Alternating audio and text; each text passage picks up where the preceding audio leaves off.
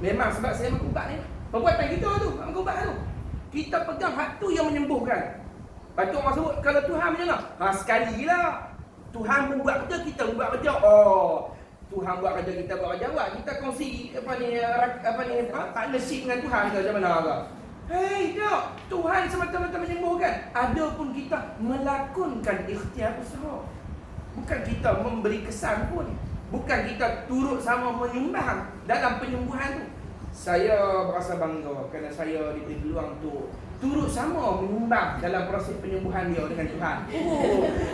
Dia wartawan boleh tanya bahawa wartawan ni, macam mana perasaan anda bila kerjasama dengan Tuhan? Faham tak? Tak ada. Dia sendiri-sendiri. Itu makna asal pada perbuatan. Sebab tu kalau kita faham kan, istilah kita ikhtiar tak ada masalah. Silakan berikhtiar. Nabi pun suruh kita ikhtiar. Tapi jangan bergantung kepada ikhtiar kita. Bahkan bila berjaya, jangan kait kita punya kejayaan dengan ikhtiar kita. Salah itu hanya laku. Kalau kait itu pakai syirik. Alhamdulillah. Sebut tak apa dah sebut ustaz macam ni. Saya sembuh makan ubat saya sembuh. Sebut tak apa. Yang masalah pegangan. Kalau kita sebut dalam keadaan kita dah faham masalah ni kita mengakit. Kalau masalah sebut ni. Bukan kena sebut wabil-wabil jenuh hurai. Tak lah, bukan saya menyembuhkan Allah Ta'ala. Tak jenuh hurai. Tak ya. Hak tu sebut tu weh.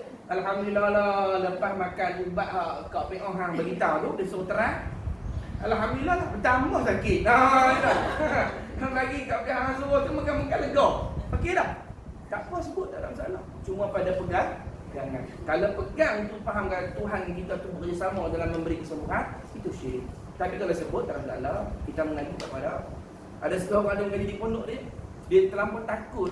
Dia faham kena sebut pun kena jaga. Dia nak hurai. Kena buat kitab selalu.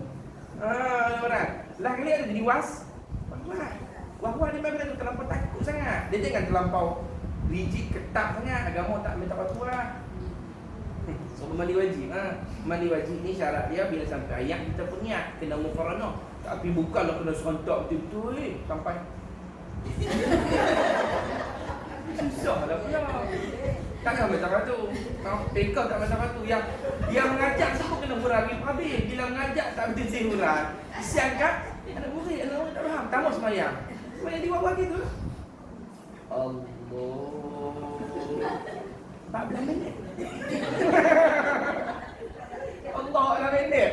Kata mati dah mamak hang. Mati tengah semayang. Bagus dah. Mati takbir. Sampai tak ada menyawa mati dah takbir tu. Mamak mati tengah semayang. Bagus dah.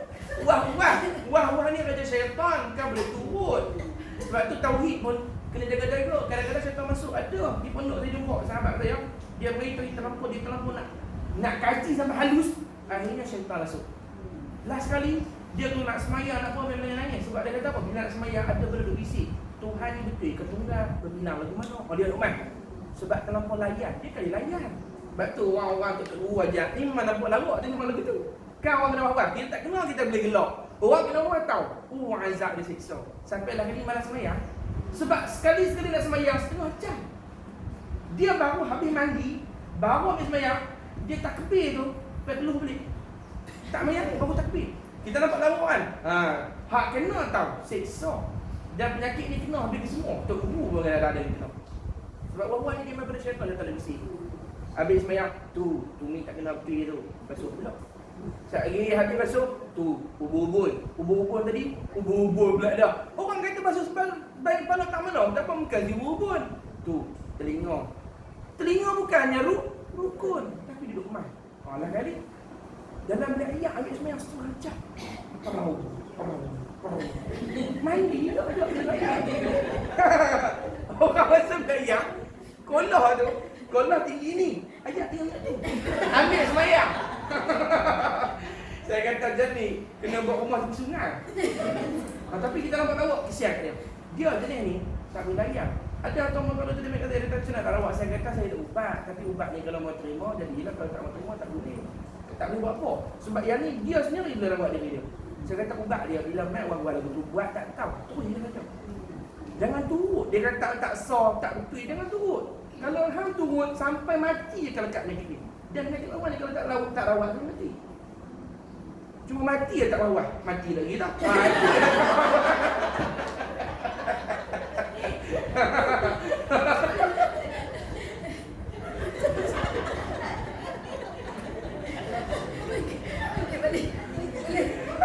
mati bawah cukup lah. Ni, temu kita ajak. Kalau ni saya pesan kalau ada kalau kita kena tak. Tapi tu dia lah saya kata tadi. Kalau dia mau makan ubat kita bagi tak apa. Kalau dia tak makan tak payah. Ubat ni dia kena buat sendiri. Bila dia ambil semayang, kita tak ada bahagian ni memang ayat cepat hilang sebab dia pelicin. Kita kalau kita memang kita tengok tali, kita bawa sangat kita tali tak ada ayat lah, macam kering, kita tak kena. Lepas tu kalau dia mai bisik kita, tu tak kena tu. Macam mana? Syaitan ni dia mengaji bengkok juga. Dia mayang dulu pada kita. Kita nak mengajak ni, tu mengajak dia ada sekali ni. Maka dia abang ni tak kena macam mana? Lawan macam mana dan hatta kat dia. Memang saja dia nak ambil dengan trend. Kau dia kena apa? Dia nak kata untuk. Dia tak bohong kan. Tuan buat lagu tu 2 hari 3 hari. Allah Allah. Memang lagu tu buat dia kena kata lagu tu ni. Tak kena ni. Abang ada saja tak boleh kena. Seronok dia main lagu ni. Lagu tu. Sebab wah-wah ni dia mula daripada sifat dia asal bagus. Dia tu nak jaga ibadat, tak mau bagi rosak ibadat dia nak bagi. Tapi dia guna hak tu. Dia tak senjata dia tu dia tahu. Dia semayang ni kalau kita boleh kita nak bagi Tuhan terima. Kalau tak terima sayang nak semayang. Jadi wuduk dengan air betul. Tu dia tengok dia buat apa ni? Tak apa. Dia mesti mana? Tak apa, susah sikit untuk Tuhan. Nampak? Dia pun pandai. Susah sikit untuk Tuhan. Ni kaki tu ada najis tak bersih itu dalam buku. Korek lah. Korek macam buku. Punya takut dia tak masuk tu cabut tu. Tak apa untuk Tuhan. Tuhan tak suruh lagu tu. Ni setan suruh ni. Hang ikut. Tuhan tak suruh macam tu. Tu ingat dah. Habaq lagu tu kat dia. Kalau habaq tu tak kebit tak betul itu. Betul dah mengaji Ustaz Mirul. Habaq itu. Kena habaq lagu tu. Kalau habaq ada tu tadi tanya tak masuk. Masuk 4 kali dah. Kena habaq lagu tu. Gila. Memang penyakit awal lagu tu. Kalau tidak sampai mati orang tu buat. Kesian kat dia. Kalau dia didik imam buku kita tunggu dia takbir ya. Masuk asar. Masuk asar. Ini seling-selingan yang besar. Buah-buah. Tu. Jadi Allah selamat kalau sebut tak apa. Yang penting akidah kita tahu. Tidak ada yang bersekutu dengan Tuhan dalam berbuat. Dia buat sendiri-sendiri perbuatan. Tu makna pertama. Dan makna satu pada perbuatan pula. Yang kedua. Makna dia apa? Tidak ada perbuatan daripada yang lain yang berasingan seperti perbuatan Allah Ta'ala. Maka jika ada perbuatan yang berasingan, maka dinamakan dia kamu fasil pada perbuatan. Artinya bilangan yang berasingan pada perbuatan. Dan iaitu mustahil kerana keduanya itu tidak meratai pemerintahannya. Ambil. Yang kedua makna Tuhan tunggal pada perbuatan ialah tidak ada makhluk yang boleh buat macam Tuhan buat. Iaitu mengadakan yang tiada, mentiadakan yang ada. Berbuat tanpa alat, tanpa jentera, tanpa bahan. Tak, hanya Tuhan boleh buat begitu. Kalau kita kata ada makhluk boleh buat macam Tuhan buat juga, itu syirik pada perbuatan yang pasal berasingan. Perbuatan Tuhan satu, perbuatan dia satu, sama-sama buatan boleh buat macam itu juga. Yang tadi perbuatan Tuhan dengan dia contoh buat, sama-sama bekerja. Hak ni berasing. Contoh, Tuhan buat langit, Abu buat bumi. Buat lagu tu. Pisah-pisah. Hak tu pun tidak. Itu makna kedua, Tuhan tidak berbilang pada perbuatan. Tu. Nak bahas esok aja sampai 6 bahasan. 2 pada zat, 2 pada sifat, 2 pada perbuatan. Tu kalau tak ngaji tu lagu mana? Esok lagu mana tu? Tak esok, esok. Nama orang. Sebab nak mengesahkan dengan air, semayang pun kena ada air. Semayang kaki cunggit begitu. Sujud kaki cunggit begitu. Ni kaki ni kena pacak ke kena cunggit? Pacak, dia cunggit. Dia buat apa ni? Open house ke pagi? Sekurang-kurang satu perut jari di bahagian kanan, sekurang-kurang satu perut jari di bahagian kiri. Makna kalau kaki kita kepok begitu, paling kurang satu jari perut jari. Sama ada satu jari belah kanan betul kepok. Paling kurang. Tapi teruk sangat saja nak buat begitu. Kepok apa habis kan? Rasulullah kalau dia sujud, kaki dia letak kepok elok. Orang tak boleh tiru Rasulullah. Kita dengan macam-macam gaul apa lagi kita tak boleh kepok. Kepok menanam ni semua macam. Ni, Rasulullah boleh kepok. Tuan, kalau duduk tahiyat akhir, punggung kita kena lantai betul tak sepenuhnya? Tak kan? Dia lagu dah sangkut kaki sikit kan. Rasulullah kalau duduk, kaki dia punggung dia macam tu kat atas lantai. Oh, tu duduk tak macam kita semayang. Rasulullah ni, Sayyidina Ali pun sama. Orang tengok mereka ni kalau perang tangkah. Sayyidina Ali kalau dia hayun pedang dia, 3 orang putih kepala. Sekali hayun. Punya tangkah dia. Pedang dia tu 10 orang menangkap. Pedang Sayyidina Ali seorang tu 10 orang menangkap. Berat. Tapi dia tu ambil dia gagap. Sayyidina Ali. Lepas tu dalam silat orang ambil ilmu tongkat Ali, ilmu gagap Sayyidina Ali pun nak pergi kemas tu kan. Sayyidina Ali ni tu ambil dia, karamah dia kuat dalam perang. Dia hayun pedang tu 3 kepala kena putih. Kerah dia. Tapi orang kata Sayyidina Ali Rasulullah bila semayang, dalam semayang dia lemah, lendik, terdik nampak. Lembut semayang dia. Sopan semayang Rasulullah. Tak ada kita. Kita nampak lembut, lendik. Semayang kasar. Tak macam Rasul. Semayang berkabut. Tak macam Rasulullah. Itu beza. Beza tu tak? Saya duduk tahiyat akhir tengok dia juga lah. Cuba test dia kata. Saya tak perasan kena. Dia kata balik semayang. Semayang dia suruh tangan ke belakang pula picit. Dengarlah lu semayang lah picit pula. Pergi sebut pula kena. Batai lah tak? Situ. Allahumma salli ala Muhammad. Maka dia kata apa? Dan iaitu mustahil kalau ada makhluk boleh buat macam perbuatan Tuhan. Pasal apa? Kerana keduanya itu tidak meratai pemerintahannya. Kalau itu tak meratai lah. Hak buat hak kawan ni, dia kuasai hak kawan ni. Yang kawan ni pula buat ni, dia kuasai ni dia. Pecah-pecah pemerintahan. Tak boleh. Sebab syarat Tuhan meratai pemerintahan dia. Semua kena duduk bawah dia. Tak ada satu pun terlepas daripada dia. Kalau terlepas satu je benda daripada dia, dia tak meratai dah. Bila tak meratai dia bukan lagi itu. Ada tak benda yang tak duduk bawah takluk kudrat iradat Tuhan? Tak ada. Kalau ada, kita pegang lagu tu batal lah kita. Semalam saya tengok ada gambar tu nama dia Evan Almighty. Orang putih yang cerita pasal yang Morgan Freeman berlaku jadi Tuhan. Tuhan pakai baju putih apa semua. Saya cuba perhati daripada itu. Macam mana cara dia fahamkan Tuhan? Dia faham Tuhan lagu ni dah. Tuhan ni satu entiti wujud yang dia ada kuasa. Dia buat makhluk ni, tapi dia tak ada kuasa untuk makhluk tu. Dia buat, lepas tu makhluk tu boleh berlawan kan dia. Cuma dia lebih berkuasa lah nak banding makhluk tu, dia lebih berkuasa. Tapi berlawan. Jadi Tuhan sedang berlawan dengan Lucifer, iblis tu. Tuhan berlawan dengan manusia. Manusia boleh buat satu rancangan, dia boleh melawani Tuhan. Sampai tahap dia boleh berkelak kenyataan pun. Kalau Tuhan turun ke bumi, dia kata, dia bahasa faham dia pula Tuhan turun ke bumi. Kalau Tuhan turun ke bumi, kami akan puja dengan Tuhan sampai Tuhan senyap. Kami lebih tahu pasal sains daripada Tuhan. Apa dia faham macam tu? Tuhan yang makhluk ni, dia macam separate. Kasih. Kita bukan lagu tu. Kita Tuhan buat kita. Dan setiap ketika ada waktu, kita tak bergerak satu kali pun kecuali dengan kehendak iradat dan kudrat dia. Maknanya tak ada istilah lawan Tuhan. Mana nak lawan? Mana kita bawa kontrol dia? Ada kita kontrol lawan Tuhan. Kita kontrol tu duduk bawah Tuhan. Nak lawan ke? Ni kita duduk gerak ni.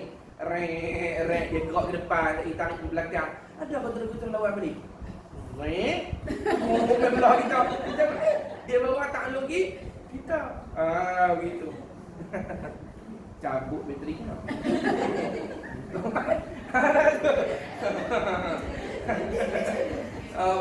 Lawan dia kan. Tuhan kan payah Allah Taala Muhammad.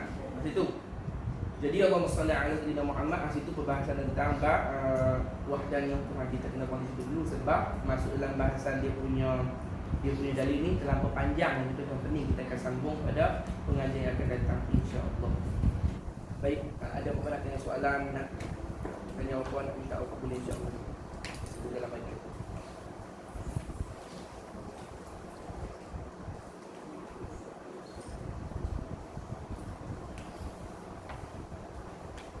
Jadi ingatlah dua Tuhan tunggal dalam segi zat, sifat dan perbuatan dengan dua makna.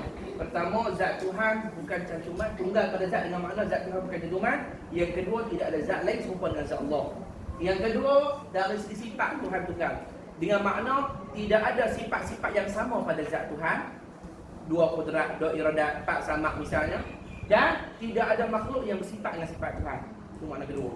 Makna yang ketiga, Tuhan tidak serupa dari Tuhan tunggal dari segi perbuatan dengan makna tidak ada makhluk yang bersekutu dalam perbuatan Tuhan nak buat tu benda. Dan yang kedua, tidak ada makhluk yang boleh buat macam mana Tuhan buat. Tak serupa perbuatan dengan perbuatan Allah. Itulah siga bahasan tunggal zat, sifat dan af'al, yang mana bila kita belajar dan kita faham, baru dikatakan sah. Kita mengesahkan Allah Ta'ala. Nah, itu lah. Ada apa nak tanya kau?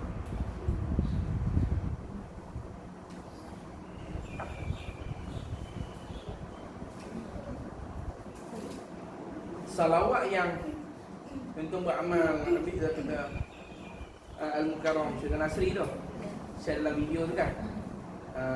Allahumma salli ala sayyidina Muhammadin nabiyil ummi al-habibil ali al-qadr al-azim al-jahi wa ala alihi wa sahbihi wa sallim. Itu kita panggil sebagai salawat qadril azim.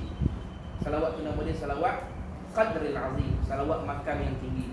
Itu salawat, kalau orang beramal dengan salawat itu, disebut oleh ulama, dia akan wafat dalam keadaan dia lepas daripada azab kubur, dan Rasulullah akan menjamin dia dalam alam barzakh. Lepas daripada azab kubur, lepas daripada siksa. Salawat itu dibaca tiap-tiap malam 10 kali. 10 kali ya. Apa maghrib kalau isyak kau macam mana kau? Allahumma salli ala sayyidina Muhammadin nabiyil ummi al-habibil ali al-qadr al-azim al-jahi wa ala alihi wa sahbihi sallim. Saya ada izah tu, dan saya ialah kepada semua yang hadir yang mana yang terima, sebut kami terima.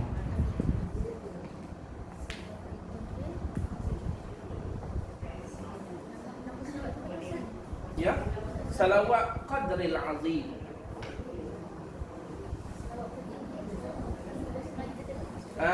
Apa ni nama bahasa Melayu dia, makna dia qadril azim, maksud dia pangkat yang tinggi, pangkat yang agung. Salawat pangkat yang agung. Ini Sayyid Muhammad Ibn Alawi Al-Maliki. Bukan. Habib Abdul Qadir As-Saqaf Jeddah, meninggal rahimahullah ta'ala. Dia orang yang beramal dengan salawat. Kuat beramal dengan salawat. Itu orang wali Allah dan ulama, dia kata beramal dengan salawat ni. Waktu dia meninggal, anak murid dia Habib Al-Jufri yang cerita peristiwa ni, dia kata aku turun untuk turun sama-sama mengkebumikan guru. Bukan khidmat murid lain, tolong turun guru, tolong kata tentang apalah, khidmatlah guru. Dia kata aku turunlah dengan jubah-jubah semua nak tolong kebumikan guru, tak guru elok. Lepas tu aku suruh yang lain naik, biar aku lah orang terakhir teman guru sebelum aku tinggalkan dia dengan Tuhan. Maka dia kata aku kata apa semua lah. Tiba-tiba dia kata pingsan. Adik-adik pingsan dalam kubur. Jadi orang angkat, tak keluar-keluar, bagi minum percik air apa, bagi dia okey balik. Kemudian baru orang tanya, Wahabi kami dah sempurnakan. Dia kata adakah guru dah dikebumikan dengan sempurna? Dah dikebumi habis dah semua, alhamdulillah.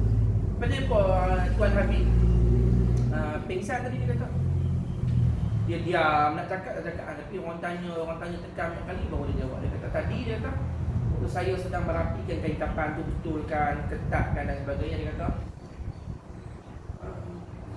tiba-tiba saya nampak cahaya daripada dalam kubur, nampak tengah mendengar mereka. Tiba-tiba saya dengar suara.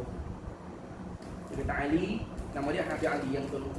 Ali, tinggalkan jasad guru. Sekarang aku dia akan uruskan jasad guru ini. Maka Allahumma salli ala Muhammad. Dia kata aku kali, dia tengok cahaya tu. Dia kata aku pingsan. Dia kata ya aku tengok itu Habibuna Muhammad sallallahu alaihi wasallam. Rasulullah kata tinggalkan wahai Ali, aku yang akan urus dia lagi. Jangan takut. Sebab apa? Dia beramal dengan salawat ini, qadril azim.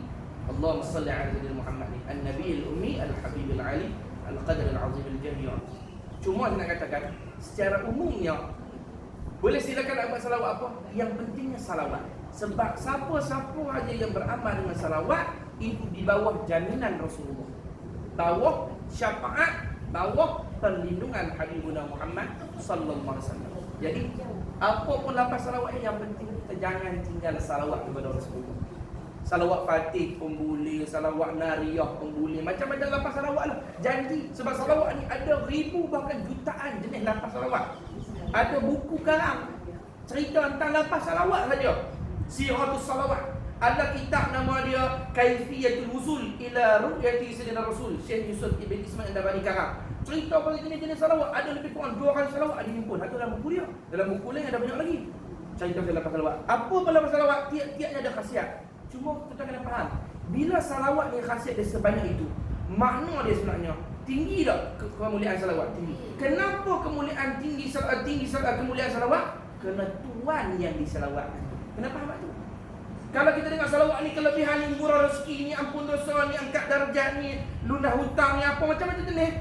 Kita faham betapa Rasulullah ini jadi sabab 1001 masalah dia selesai. Betapa tinggi kedudukan dia kepada Allah dan betapa baginda itu wasilah untuk kita sampai kepada Tuhan. Atau tinggi pangkat Nabi Muhammad sallallahu alaihi wasallam. Itu jangan tinggal salawatlah, kita lebih kurang sebulan lagi mau beli. Jadi saya sebut kat diri saya dan semua, tolong bangunkan semangat kita untuk salawat selalu. Jangan malas dengan salawat. Kena jadual kerja kita. Kalau duk ingat, harap ingat. Harap ingatlah. Tak ingat tak salawat lah. Kita akan disiplin diri kita. Setiap hari aku nak kena salawat ke Nabi 100 kali misal, 200 kali misal. Dan isi rumah. Jangan tinggal sampai mati. Ada apa yang tunggu kita di alam kubur. Lalu tak nampak. Masalah kita ni, kita payah percaya benda yang tak nampak. Itu masalah kita. Tapi para wali-wali Allah, Tuhan buka hijab. Dia pun nampak. Sebab dia pun nampak, dia pun pesan kepada murid-murid dia pun. Cumanya balik murid percaya kat guru ataupun tidak pula ada masalah lain. Bila dia percaya pada guru dia akan beramal apa yang guru dia bagi. Kalau dia tak percaya, dia tak buat. Tapi masalah dia bila masuk dalam kubur, tak ada kesilapan patah balik. Siapa yang buat, dapat. Siapa yang tak buat, tak ada. Kita buka dalam kitab cerita tentang ketika Sultan Zulkarnain jalan dengan Nabi Khidir AS mencari Fountain of Youth, air telaga kehidupan, Ma'ul Hayat kita panggil. Tahu tak cerita dia? Tak tahu. Padam muka. Ma'ul Hayat. Kalau Rasul itu tak nak kata apa. Ma'ul Hayat ni, kalau kita buka dalam kitab diceritakan, dalam para nabi ni, Nabi Khidir dia tahu Nabi yang diberi umur panjang. Umur dia panjang. Sampai sekarang dia mesti umur dia panjang. Tapi yang panjang tu pula, dia tak tua. Nabi Khidir ni tak makan dia tua. Tak tua dia. Dia muda itu sampai sekarang. Guru saya almarhum Tuan Guru Soleh pernah jumpa. Waktu di Mekah dulu sebelum balik ke Guru Malaysia pernah jumpa. Dia minta izin kat guru dia, minta amalan guru dia. Atau kata, apapun cari guru. Kalau buat sendiri kita akan dapat dah. Dia minta kat guru dia sebelum balik, almarhum bapa kata kat Syekh Padang. Syekh Padang ni ulama muslim dunia dia panggil. Orang yang memegang sanad hadis seluruh dunia dia pegang. Ini adalah orang Medan Indonesia asal. Orang Padang Indonesia. Dia kata, Syekh, aku nak balik dah ke Malaysia ni, nak buka pondok lah, nak berhenti dah lagi 25 tahun nak Mekah. Dia kata nak balik dah. Rumah bapa ni tahu kat mana? Kalau kita pergi ke Mekah, di sini ada maktabah, perpustakaan, library. Library itulah rumah Sayyidatina Ali. Di situlah Rasulullah lahir. Dan rumah tu dulu banyak kali dah Wahabi nak runtuhkan, tapi tak dapat. Mesin rosak lah, apalah, sikit kabut tak boleh. Lah dia pun tak jangan runtuh, dia pun nak padam juga sejarah. Dia pun tukar di library. Kalau tuan-tuan takut orang buat syirik, buat bid'ah. Ini rumah Rasulullah. Kalau tuan-tuan pergi Mekah nanti, cari library, itulah rumah Nabi kita lahir, sallallahu alaihi wasallam. Saya pergi baca maulid kamu. Kalau orang tak bawa orang, saya pergi seorang. Kalau bawa orang, dia akan cak lah, pergi seorang. Baca salawat. Sallallahu ala Muhammad sallallahu alaihi wasallam. Situlah lahir cahaya bagi alam ini, Habibuna Muhammad sallallahu alaihi wasallam. Rumah bapa sebelah rumah Rasulullah dulu dari Mekah. Bapa kata kalau aku keluar daripada rumah, aku nak pergi mengaji kata guru, aku lalu depan rumah Rasulullah, aku akan gambar. Ya Rasulullah, rindu kat Nabi. Lepas rindu babaikan rumah tempat Nabi dia. Maka Allah sallallahu alaihi Muhammad, jadi bapa mengaji dengan Syekh Padang, sebelum dia balik, dia kata Allah sallallahu Muhammad, Syekh Yasin, aku teringin nak jumpa Nabi Khidir, boleh tak bagi dia? Sebab Nabi Khidir setengah daripada Nabi yang muntazar, diberi tanggung umur sampai hari kiamat. Maka Allah sallallahu Muhammad, bila diberi muntazar, hidup lagi lah dan akan muda. Maka bapa kata, Syekh, saya nak minta amalan, saya nak jumpa Nabi Khidir sebelum saya balik, boleh tak? Syekh diam. Bukan tidur. Dia tu dia tengah minta tunjuk. Dia boleh dia kata. Hamba amalan ni. Dia bagi amalan. Baca amalan sekian. Yang hebat lagi tu Syekh Padang ni, makam dia tinggi. Dia bukan sekadar bagi amalan, dia habaq pula. Kalau nak jumpa Nabi Khidir, dia akan pergi kat mana malam ni. Dia tahu kat mana Nabi Khidir duduk. Orang tu pangkat dia. Dia habaq. Malam ni mau buat di sini. Dia ada situ. Baik. Sebab Nabi Khidir dia tetap, dia berpindah-pindah. Dia pindah-pindah jadi ibadah merata. Sebab dia tak suka dikenal Nabi. Dia buat amalan. Buat 3 malam dia buat. Syekh kata buat sampai jumpa. Dia buat malam pertama. Buat malam pertama dia kata, aku perasan dia kata waktu aku buat tu ada orang lalu bintang. Tapi aku tak nak tengok. Dia kali bintang. Tak apa dia kata buat malam kedua. Malam kedua dia kata, demam depan aku. Aku tak berani bangun kepala. Aku rasa gerun dia kata. Aku nampak kaki dia dengan jubah. Pakai jubah warna hijau. Kan Nabi Khidir masyhur dia punya warna hijau. Betul nama dia Khadir. Kata dia hijau. Nampak hijau jubah dia. Tak berani dia kata aduh sayang. Tapi takut dia kata. Malam ketiga rezeki Bapak kata. Aku buat amalan dia kata. Nabi Khidir marah dia. Dia kata Allah segok ni dia kata. Mudah dia kata. Umur macam 20-20 lah. Mudah. Padahal dia hidup pada zaman Nabi mana? Sultan Zulkarnain itu pada zaman Nabi Daud, pada zaman Nabi Nuh. Banyak mana ada umur dia, ada muda lagi. Nabi Khidir ni. Maksud Nabi Khidir ni pasal apa dalam tarekat? Nabi Khidir ni disebut oleh ulama, dia orang yang berkat. Kalau kita bertemu dengan dia, orang yang bertemu dengan dia, kalau kerohanian dia rendah, akan naik martabat kerohanian dia. Kalau dia miskin, akan kaya raya. Berkat. Dia sumber keberkatan. Manakala bertemu dengan dia, ada kebaikan kita akan dapat. Tu rezeki masing-masing lah. Masing-masing. Ada yang bertemu di Mekah, macam-macam lah rezeki kan. Maka Rasul Ahmad, Nabi Khidir bawa roti dia kata. Seperti roti warang, roti kerah tu dia. Dia tengah makan roti tu. Bapa kata, tengah makan. Dia makan. Bapa kata, aku minta dia setengah. Setengah bekas mulut dia. Bapa kata dia bagi setengah. Aku makan bekas liuk Nabi Khidir AS. Tu barakah bahawa masyhur alim makrifah dia, makam dia pun luar biasa almarhum Abu Saleh. Atau mungkin barakah di antara setengah daripada berkat dia dapat bertemu dengan Nabi Allah Khidir AS. Jadi Nabi Khidir ni dia yang muda ni sebab dia minum air tu, air telaga kehidupan, ma'ul hayat, ataupun dalam bahasa dia panggil fountain of youth. Air muda tak mati bila-bila kecuali bertemu kiamat. Itu dia minum. Waktu tu dia dalam perjalanan, dalam kitab sebut dia berjalan dengan Sultan Zulkarnain cari ayam tu dengan pasukan yang ramai. Bila sampai di tempat tu ada kabus yang tak tahu apa di belakang. Jadi orang nak pergi tak berani. Kalau pergi saya kena apa-apa ke, ada ulang ke apa ke, orang buat apa pacak ke apa, orang tak boleh pergi. Ini doa ni. Bila duk Nabi Khidir ni menteri. Dia menteri bagi Sultan Zulkarnain, dia dituduh pilu. Bila pilu, dia jumpa. Dia sampai dulu. Dia minum. Hak lain masuk lepas tu tak jumpa. Dia yang diberi yang jumpa. Nanti dia minum, sedangkan tak jumpa. Sedangkan mati. Bila umur tu mati. Nabi Khidir sampai sudah tak meninggal sampai lah. Disebut dalam kitab kan. Waktu lalu kot nak cerita tu tempat ni. Tapi panjang apa dah. Masuk dalam kabus tu. Tiba-tiba waktu tentera-tentera ramai masuk tu, ada suara sebut. Sebut apa? Yang ambil rugi, yang tak ambil pun rugi. Yang tak ambil pun rugi, yang ambil pun rugi. Dua-dua rugi. Dia pegang dalam kabut, tak ada macam benda-benda ketui. Ambil je. Ada ambil, ada tak boleh ambil. Kena pendatang baru bisa pegang. Naik. Jadi ada ambil, ada tak ambil.